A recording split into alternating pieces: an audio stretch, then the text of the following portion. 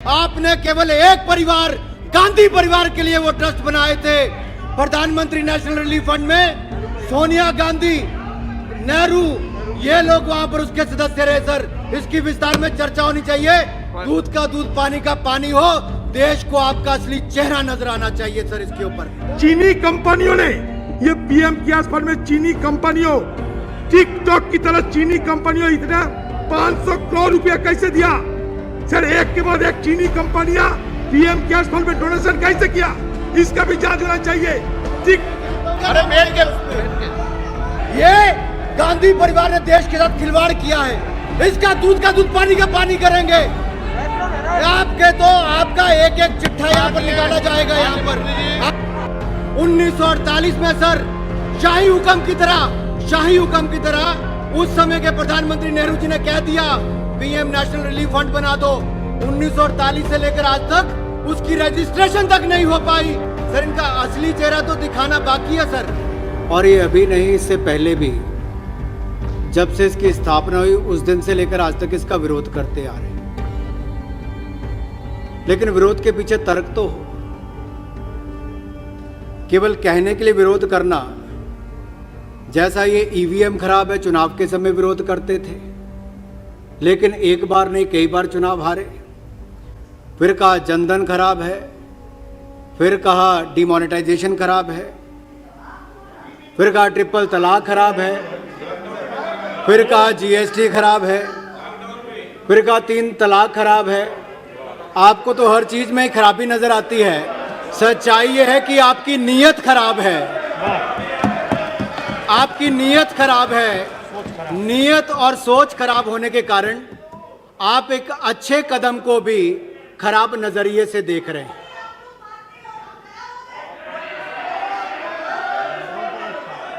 और अध्यक्ष जी, PM cares खराब क्यों है? क्या गलती है? एक नहीं कई बार आप हाई कोर्ट से सुप्रीम कोर्ट गए कई विषयों को लेकर, लेकिन अंत में उसका नतीजा क्या निकला? हाई कोर्ट या सुप्रीम कोर्ट हर कदम पर हर कोर्ट ने पीएम केयर्स के हक में अपना निर्णय दिया, इनके हित में नहीं दिया है। आखिर क्या क्या चुनौतियां दी इन्होंने तो इसको सेटअप करने के लिए कि आपने बनाया ही गलत है, आपने उसको चुनौती दी, सुप्रीम कोर्ट ने आपके उसको खारिज कर दिया और संवैधानिक रूप से उसको वैध बताया गया। यही नहीं सर, ये अप्रैल महीने में चले गए थे सर। मार्च में बना, अप्रैल महीने में उसके विरोध में चले गए। देश कोरोना महामारी से लड़ने के लिए तैयारी कर रहा था, प्रधानमंत्री जी कदम उठा रहे थे, लेकिन ये उस समय भी राजनीति कर रहे थे, विपक्ष का काम कर रहे थे ये। और जून 2020 में सर इन्होंने उसको कहा कि इसको आरटीआई के अंतर्गत देना चाहिए, उसको भी कोर्ट ने खारिज कर दिया, दिल्ली हाई कोर्ट ये लोग है। उसके बाद इन्होंने कहा कि सारे पैसे नेशनल डिजास्टर रिलीफ फंड में ट्रांसफर करने चाहिए। कोर्ट ने उसमें डिटेल जजमेंट दी है कि नेशनल डिजास्टर रिलीफ फंड में राज्य और केंद्र का पैसा जाता है और इस पे पीएम केयर्स फंड में कंसोलिडेटेड फंड का कोई पैसा नहीं जाता, कोई बजटरी सपोर्ट नहीं जाती। ये स्वैच्छिक निधि से जो लोग जनता पैसा देती है वो पैसा इसमें आता, केंद्र सरकार का कोई पैसा इसमें नहीं गया है। हम सांसदों ने पैसा दिया होगा, गरीब से गरीब व्यक्ति ने पैसा दिया। सर, मुझे दुख इस बात का होता है कि गरीब से गरीब व्यक्ति ने तो इसमें अपना योगदान दिया, लेकिन कुछ लोग यहां पर ऐसे हैं कि उनकी अच्छी सोच पर भी प्रश्न चिन्ह खड़ा करते हैं।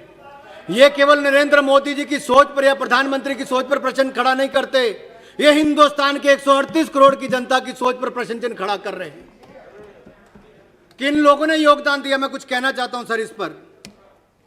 सर, उत्तर प्रदेश के प्रयागराज की 9 साल की अनुष्का और 6 साल के युवराज ने अपनी गुल्लक तोड़कर 700 रुपए में से 300 रुपए इसके लिए योगदान दिया है सर, बच्चों ने दिया है सर। अगला कानपुर के किदवई नगर में बच्चों ने मजदूरों के लिए जो गुल्लक तोड़कर सर 5,855 रुपए पीएम केयर्स फंड के लिए दिए सर।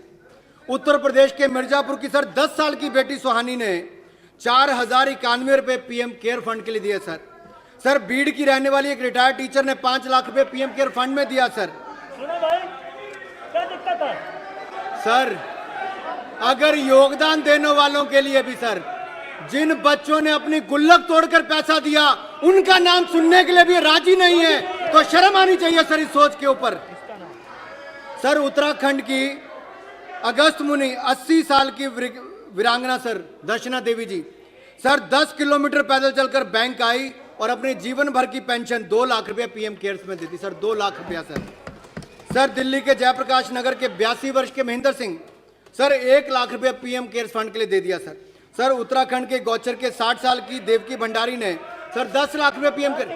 सर नेता हो, अभिनेता हो, मजदूर हो, कर्मचारी हो, सांसद हो या विधायक हो, हर किसी ने अपनी ओर से देने का प्रयास किया है सर। अभी उसमें मुझे बहुत कुछ कहना है सर।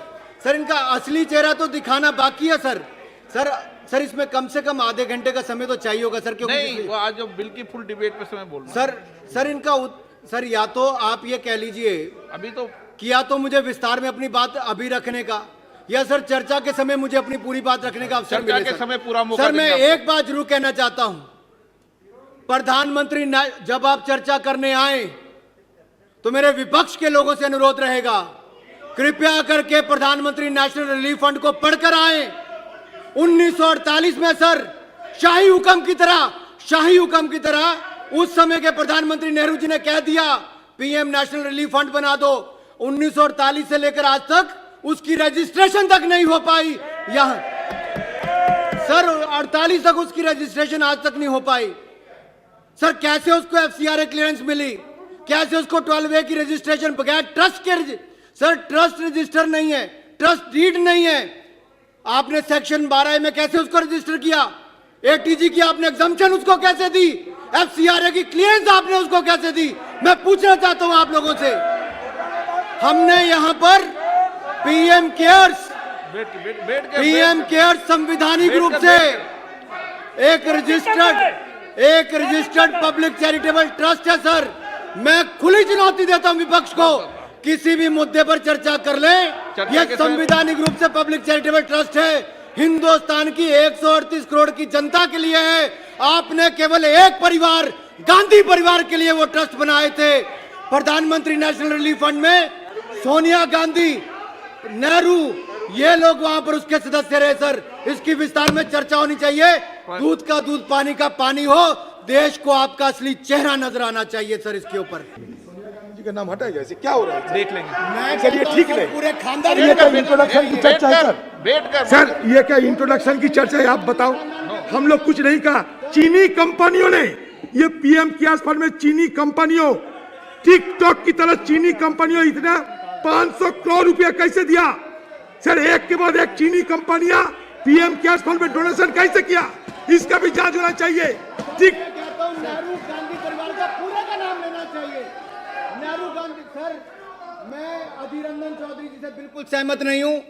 इस पे पूरे नेहरू गांधी खानदान का नाम लेना चाहिए, क्योंकि आज तक देश की जनता को गुमराह करके अलग अलग चैरिटेबल ट्रस्ट में पैसा लेकर आपने व्यक्तिगत लाभ उठाने का काम किया है।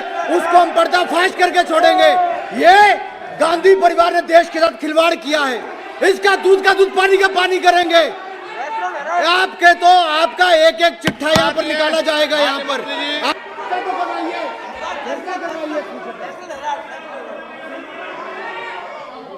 माननीय मंत्री जी मूव करें आप। सर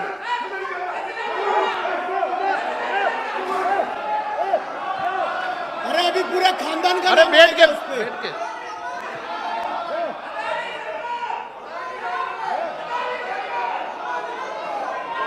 सच्चाई को छिपा नहीं पाओगे। माननीय मंत्री